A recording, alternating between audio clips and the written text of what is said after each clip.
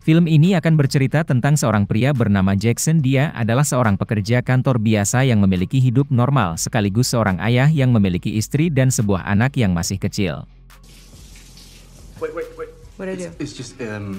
Suatu hari saat dirinya pulang dari sebuah pesta bersama rekan dan istrinya, tak diduga terjadi kecelakaan yang mengakibatkan rekan dan istrinya tersebut meninggal. Untuk itu Jacket dijatuhi hukuman 7 tahun penjara.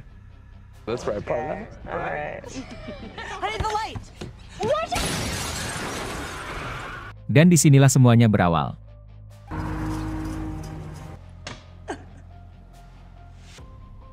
Jackson yang baru pertama kali masuk penjara harus bisa menyesuaikan diri untuk bisa bertahan hidup di penjara tersebut. Terlihat ada seorang pria kulit hitam yang lugu dan terlihat lemah, dan malam pertamanya di penjara jika baru menyaksikan si pria kulit hitam tersebut mendapatkan pelecehan sensual oleh para tahanan lain.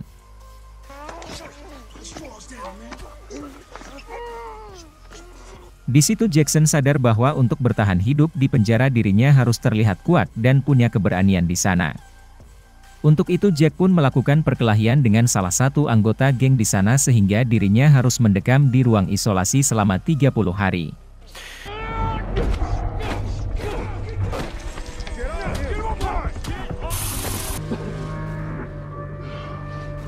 Ketika bebas, salah satu kelompok gangster penjara itu pun tertarik pada Jacob dan merekrutnya sebagai salah satu anggota dari mereka. Di sisi lain istri Jacob pun mengeluhkan bahwa tabungannya sudah mulai menipis dan bingung mencari uang kemana lagi. Dia pun meminta izin kepada Jacob untuk menjadi seorang LC di sebuah tempat karaoke. Semua hal yang ada di penjara itu tidak gratis, termasuk saat dirinya bergabung dengan geng tersebut. Jika pun diminta untuk menyeludupkan sebuah heroin yang dibungkus dengan balon karet untuk kemudian dimasukkan ke lubang bool atau anus agar tidak diketahui oleh para sipir, dan jika pun melakukannya,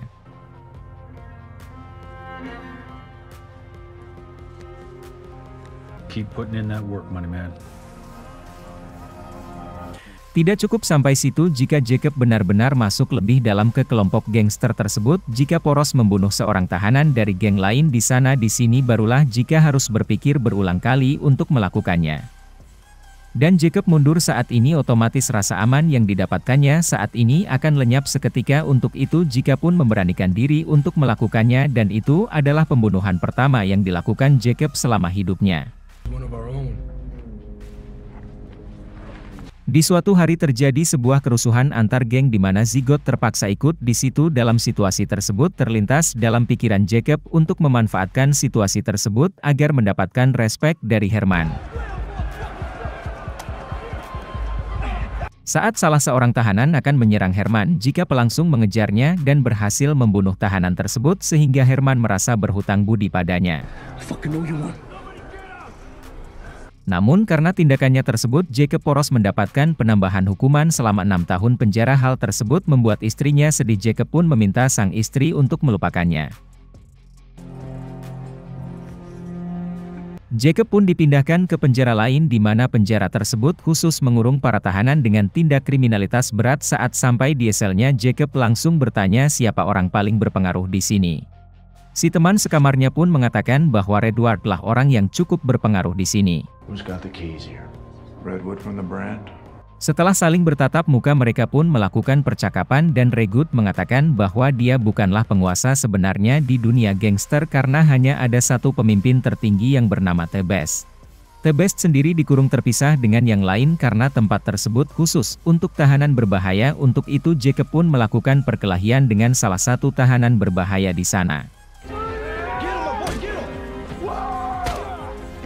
Benar saja kejadian tersebut sampai di telinga The Best. Jacob pun dibawa oleh salah satu sipir yang merupakan anak buah The Best untuk bertemu langsung dengannya. Sedikit penjelasan tentang David, dia merupakan pemimpin tertinggi dari sebuah gangster paling berbahaya di dunia. Walaupun dia berada di penjara, The Boss masih bisa mengendalikan keadaan di luar dan begitupun di dalam penjara. Contohnya sipir yang bernama Robert. Ini dia menerima setoran setiap bulan dengan menjadi tangan kanan dari David, dan hal itu membuat lebih merupakan salah satu orang paling berbahaya di sana. Dengan masuknya Jacob di lingkaran ini membuatnya harus menuruti semua perintah dari David, dan Jacob operasi menjadi tangan kanan lebih sekarang. Welcome to the family, brother. Beberapa tahun berlalu Jacob pun mendapat pengurangan masa tahanan sehingga beberapa hari lagi dia akan bebas dari penjara. Itu membuat Jacob lega karena akhirnya dia bisa mengakhiri semua mimpi buruk ini. Tapi ternyata tidak semudah itu kawan, karena The Boss memberikan tugas kepada Jacob untuk mengurus bisnisnya di luar sana. Jacob yang menolak pun dipaksa untuk mau. Karena The Beast mengancam keselamatan anak dan istrinya jika dia menolak, untuk itu juga pun mau tidak mau terpaksa harus menurutinya. Setelah keluar dari penjara, Jacob pun langsung disambut oleh Shotgun yang sudah keluar 2 tahun yang lalu. Dia pun mengajak Jacob ke sebuah pesta untuk menyambut kedatangannya, tapi tiba-tiba terjadi penembakan di pesta tersebut. Yang sepertinya ditujukan kepada Jacob, entah siapa yang menyuruhnya, tapi kita akan tahu nanti esoknya. Cukup langsung menemui Herman Gonzalez yang merupakan pria yang pernah ditolong oleh Jacob waktu di penjara. Tujuan Cukup datang ke sini adalah untuk berbisnis senjata sesuai dengan perintah dari David. Dengan semua tindakan Jacob waktu di penjara membuatnya mendapatkan kepercayaan dari semua orang yang berpengaruh di lingkaran ini. Di sisi lain, jika pun diam-diam menemui istrinya tanpa ada orang yang tahu, karena jika ada salah satu anggota gangster tahu maka keluarganya tidak akan aman. Jika pun memberikan uang kepada istrinya namun dia menolaknya. Tak bisa tinggal diam, Jacob pun memutuskan untuk membuat sebuah rencana demi mengakhiri ini semua.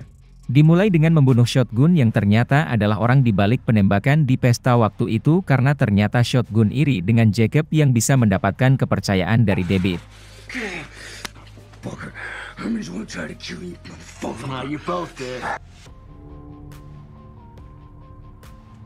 Selanjutnya Jacob banyak tinggal mengurusi bisnis The Boss. Di tengah perjalanan Jacob pun diam-diam memberikan lokasi transaksi senjata tersebut ke pihak kepolisian. Jadi ketika sampai, polisi langsung menggerebek lokasi tersebut.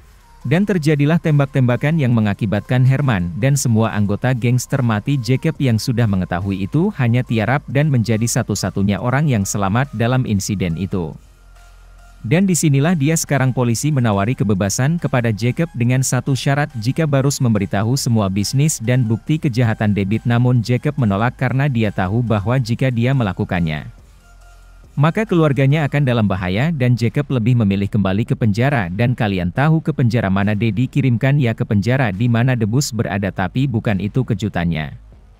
Karena ternyata Jacob sudah memikirkan semua ini, di mana dia menyelundupkan sebuah silet yang sengaja disembunyikan di dalam lubang botolnya. Saatnya tiba aja kau pun harus menemui lebih di tempat yang sama. Game yang sudah tahu bahwa Jaco berkhianat mengatakan bahwa keluarga Jacob akan mati di luar sana. Oh, we'll see about that. When your old lady and kid are lying in blood.